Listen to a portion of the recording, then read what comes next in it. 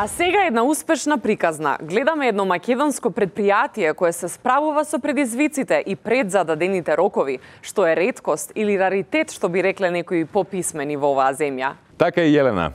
На лингу имаме директорот на Македонија пат или Северна Македонија пат, како и да се вика сега, кој ќе ни каже збор два за успешноста на предпријатието. Најпрвин сакам да упатам еден поздрав до вашите гледачи. Значи, ако може да бидеме нескромни оваа година, сметам дека можеме, ние од Македонија пат или пат на Северна Македонија или Северен пат на Македонија, не знам више како се викаме, можеме да кажеме дека оваа година успешно се соочивме со предизвиците што ги имавме со снегот.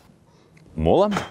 Што молам? Значи, нас ни беше планирано да ги исчистиме регионалните и магистралните патишта најдосна до јуни. А сега кој што гледате е март и нема више снег. Значи, ние сме си ја завршиле нашата работа. Честитки! А кој е планот за дупките на патиштата? Ноември.